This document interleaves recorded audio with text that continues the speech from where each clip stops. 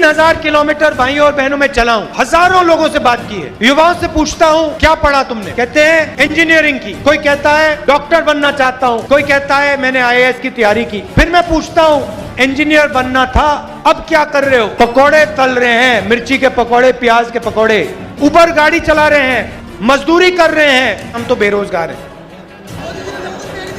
गलतफहमी में हो, मोदी जी ने नहीं किया। लगाम प्रधानमंत्री जी के पीछे भी लगी हुई है। सरकार नरेंद्र मोदी की नहीं है, अदानी और अंबानी की सरकार है। 21वीं सदी के दुनिया में हिंदुस्तान को चाइना के साथ कंपटीशन करना ही होगा और चाइना को कंपटीशन में हराना होगा। और उनको कौन हरा सकता है?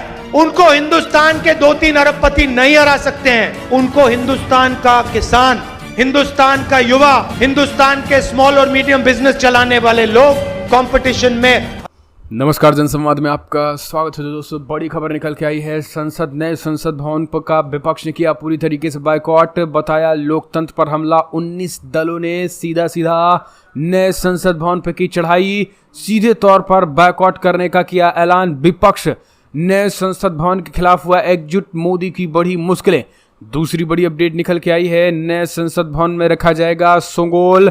अमित शाह ने बताया आजादी का प्रतीक। आखिर क्या है सोंगोल, जो है काफी ज्यादा चर्चा में, और आजादी का प्रतीक कैसे हो गया ये नया संसद, ये भी हम आपको बताएंगे। तीसरी बड़ी अपडेट, कैंडल मार्च के बाद पहलवानों ने भरी हुंकार, कहा 28 मई को नए संसद भवन के सामने करेंगे जोरदार प्रदर्शन। इधर हरियाणा से लेकर के खाप पंचायतों ने भी कूच करने का ऐलान कर दिया है नए संसद भवन के दिन, जहां एक तरफ विपक्षी एकजुटता, उसके बाद अब पहलवानों। बताएंगे मोदी सरकार की क्या होगी स्ट्रेटजी। और इस बीच अगली बड़ी खबर निकल के आई है। सुन्नी उलमा बोर्ड के नेता की कांग्रेस से मांग, प्रदेश में मुस्लिम को बनाया जाए डिप्टी CM। कर्नाटका से बड़ी खबर निकल के आई है, बताएंगे आखिर क्या है पूरा मामला।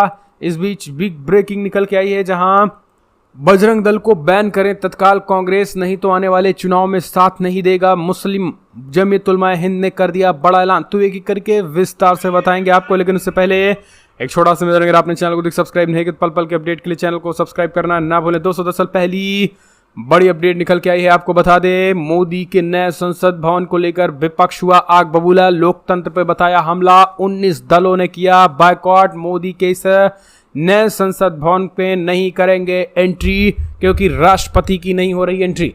प्रधानमंत्री नरेंद्र मोदी की ओर से नए संसद भवन के उद्घाटन का मुद्दा तूल पकड़ लिया है। बुधवार को कांग्रेस समेत कुल 19 विपक्षी दलों में कार्यक्रम का बहिष्कार का ऐलान कर दिया है। सभी 19 दलों की ओर से एक साझा बयान भी जारी किया गया, जिनमें कहा गया है कि उद्घाटन के लिए राष्ट्रपति द्रौपदी मुर्मू को दरकिनार करना लोकतंत्र पे सीधा हमला है। समान विचारधारा रखने वाले विपक्षी दलों ने इस संबंध में जारी साझा बयान में भारत के संविधान का भी हवाला दिया। राजनीतिक पार्टियों ने आर्टिकल 79 का जिक्र करते हुए कहा है कि राष्ट्रपति न केवल भारत में राष्ट्र का प्रमुख होता है, बल्कि वो संसद का भी प्रमुख होता है। संसद का प्रमुख अगर राष्ट्रपति है, तो फिर संसद के नए संसद की अगर उद्घाटन होता है, तो फिर उसका उद्घाटन प्रमुख ही करता है, न कि प्रधानमंत्री करता है।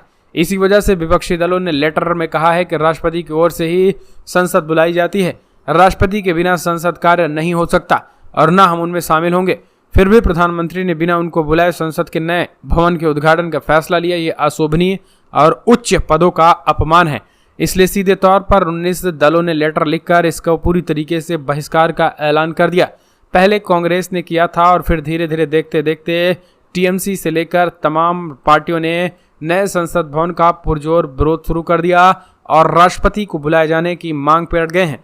सीधे तौर पर देखा जाए तो इस समय प्रधानमंत्री नरेंद्र मोदी भले ही नया संसद भवन बन गया हो, लेकिन 28 तारीख खास करके सावरकर के जन्म जयंती के दिन जिस तरीके से इसे उद्घाटन किया जाएगा, इसके मौका पर जो है वो अब विपक्ष एकजुट है और संसद पे कूच कर दिया। अगली एक और अपडेट, नए संसद में रखा जाएगा सोंगोल। क्या है ये सोंगोल? अमित शाह ने इसे बता दिया आजादी का प्रतीक।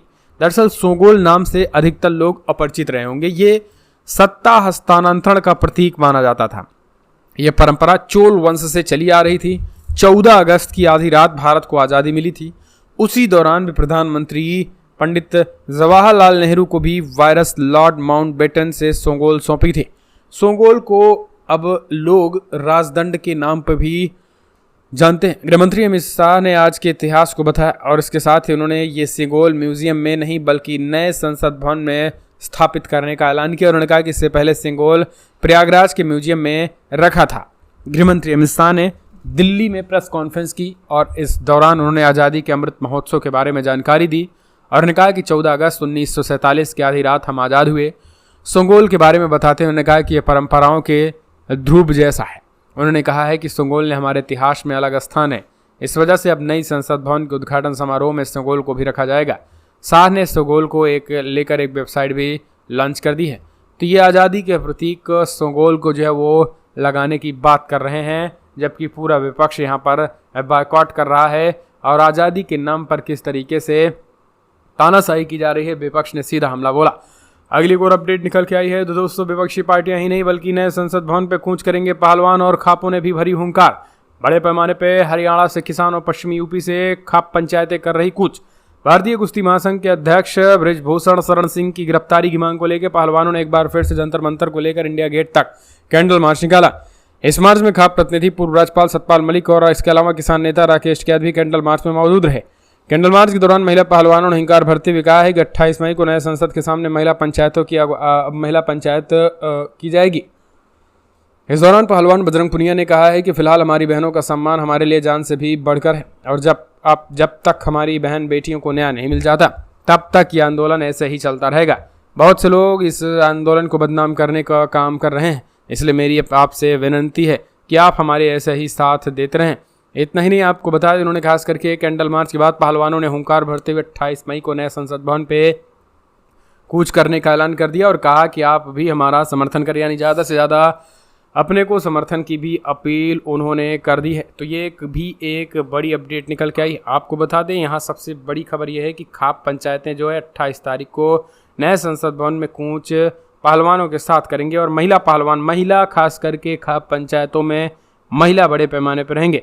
अगली एक और अपडेट निकल के आई है। सुन्नी उलमा बोर्ड के नेता की कांग्रेस से मांग, प्रदेश में मुस्लिम को बनाया जाए डिप्टी सीएम। दरअसल बड़ी खबर निकल के आई है। सुन्नी उलमा बोर्ड के मुस्लिम नेता ने रविवार को कहा है कि कर्नाटक के उप मुख्यमंत्री पद किसी मुस्लिम विधायक को दिया जाना चाहिए। यही नहीं, मुस्लिम नेता ने मांग की है कि कम से कम 5 मुसलमान विधायकों को सरकार मंत्री दिया जाना चाहिए। इन विधायकों को गृह मंत्रालय, वित्त मंत्रालय, स्वास्थ्य विभाग जैसे विभाग होने चाहिए। तो ये चीज़ें जो उन्होंने कुछ दिन पहले कही थी। अगली एक और अपडेट निकल के आई है तो दोस्तों, बजरंग दल को बैन करे कांग्रेस, नहीं तो आने वाले चुनाव में साथ नहीं देंगे मुसलमान। जमीयत उलमा हिंद के मौलाना मदनी का बड़ा ऐलान। दरअसल आपको बता दें, जमीयत उलमा हिंद के कांग्रेस से बजरंग दल को प्रतिबंधित करने का अपने पूरा वादे पर जो है वो कांग्रेस पार्टी को लेकर उन्होंने कहा है कि अब महाराष्ट्र में सरकार बन गई, मुख्यमंत्री सिद्धरमैया बन गए, तो हम ये आशा और अपेक्षा करते हैं कि जल्द से जल्द कांग्रेस पार्टी वहाँ पर खास करके बजरंग दल को बैन करेगी और अगर ऐसा नहीं करते हैं तो फिर आने वाले समय में कांग्रेस पार्टी को परिणाम भुगतना पड़ सकता है। यानी सीधे तौर पे मौलाना मदनी ने कहा है कि अगर ये नहीं मानते हैं और अगर इसे बैन नहीं करते हैं तो आने वाले समय में किसी भी कीमत पे कांग्रेस को वोट नहीं दिया जाएगा। ये कहना है मौलाना मदनी का और उन्होंने बजरंग दल पे प्रतिबंध लगाए जाने की मांग की है। अगली एक और अपडेट, आम आदमी पार्टी के दावा, संजय सिंह के करीबियों के घर पर ईडी मार रही है छापा, आबकारी घोटाले से जुड़ा है मामला। जी हाँ, दरअसल आम आदमी पार्टी ने दावा किया कि प्रवर्तन निदेशालय सांसद संजय सिंह के करीबियों के घर छापा मार रही है। यह कार्रवाई दिल्ली आबकारी घोटाले में हो रही राजनीति से प्रेरित है। ऐसे में पार्टी इनका विरोध करती है और इसे लेकर संजय सिंह ने भी मोदी सरकार पर हमला बोला। संजय सिंह ने ट्वीट करके लिखा है कि पीएम मोदी की दबंगई अपने चरम पर है, मैं मोदी की तानाशाही के खिलाफ लड़ रहा हूँ। ईडी की फर्जी जांच पूरे देश के सामने उजागर हुई है। ईडी ने अपनी गलती स्वीकार की है। जब कुछ नहीं मिल रहा तो ईडी अब उनके सहयोगी अजीत त्यागी और सर्वेश मिश्रा के घर पे छापे मार रही है। कुछ होने हवाने वाला नहीं है, चाहे कोई कितना भी परेशान कर ले। सुनिए क्या कुछ कहना है।